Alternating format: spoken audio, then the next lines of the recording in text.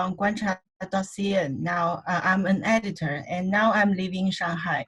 Thank you very much for giving me this opportunity to say something about what is happening in China. To be honest, about 2 months ago, every Chinese had a very hard time. You know, it was also our Chinese New Year vacation, but because of the nationwide lockdown, all of us had to stay at home, and we shut down all the public places except supermarkets. It is not like the social distancing which is applying in many countries now. It is a much more thorough one, trying to control the movement of the population into the lowest level. And in Wuhan, all the healthy residents need to stay at home, and all the mild cases and suspected cases have to go to the compartment hospitals to prevent them from infecting their family members. Take my hometown, a smaller city, as an example. It has, in total, 12 confirmed cases by now, but it still have a lockdown in February. I remember there were a lot of Western media. They blamed this kind of lockdown as a violation of freedom. However, the simple fact is, my hometown, the small city, I remember on the March the 8th, with the last patient recovered and leaving the hospital, the small city finally defeated the virus. And now everything has come back to the normal. You can see parks and shopping malls full of people everywhere. And the number finally stopped at 12.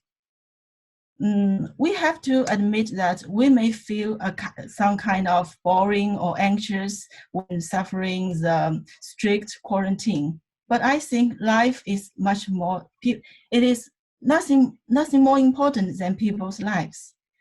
And the situation in Shanghai, I have to say, it has been much more serious and much more complicated.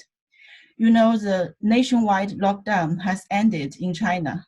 That means all of us can go back to work, can go to restaurants, can go shopping, can take public transportation. However, there are still about 5 new imported cases every day in Shanghai. So we are not 100% safe. So I will show you a picture I took last Saturday. You see, it is inside a subway train going through the central downtown of Shanghai at 2 p.m. So empty, no chance at a normal time. So you can see that all the residents in Shanghai are still very cautious. Even though I can tell you the total death number by now in Shanghai is 7. So my next part is about what we do to control the spread of the virus with all the people going back to work and all the public places open. I think the answer is an efficient health tracing system based on grassroots workers, smartphones, and big data.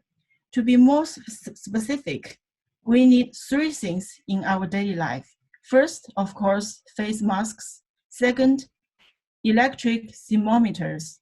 And third, the QR code, or we call it the health code. If you want to enter a public place, you must wear a face mask. Then your temperature will be tested, and you will have to write down your names, your address, your phone number, and your temperature. And then you need to show your QR code, which based on big data analysis. So I will show you my QR code.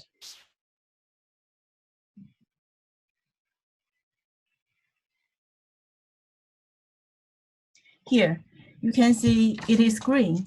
And if it is red or yellow, that means I'm not allowed in any public places. So here is another picture I took this Friday, just in front of the office building of Guancha. You can see the security member is testing the temperature and the man is showing his QR code. So that is all I want to share you guys about what we protect ourselves and how we fight against the virus for the past 4 months. And also I want to share you guys a little more as an editor about two things that puzzled me a lot. The first thing is about the misleading informations those governments and media told their people. They said it is no need to wear a face mask if you are not a patient. I don't believe that they didn't know the truth, and it is impossible for them to didn't know the necessity of wearing a mask until April and March, because that is what the Chinese government told everyone in public on January and February. So it's like a war existing between China and the so-called Western world. That means all the informations, all the findings of the virus and all the experience cannot be heard by the people from the other side. And you see in recent days, the New York City start asking all the residents to wear a face mask when they're in a public place. So I'm thinking that if the government could told the people the truth, or told the people what Chinese government told us, even 1 month earlier, thousands of people's lives could be saved. And the second thing is about when the pandemic started to out of control in many countries. There are some politicians and media, they started blaming China for offering them fake statistics. Yes, the death rate at that moment was 2%, and now the number is 5%. But the 2% does not mean you can just stand by and do nothing, and then 2% of all the infected people will die.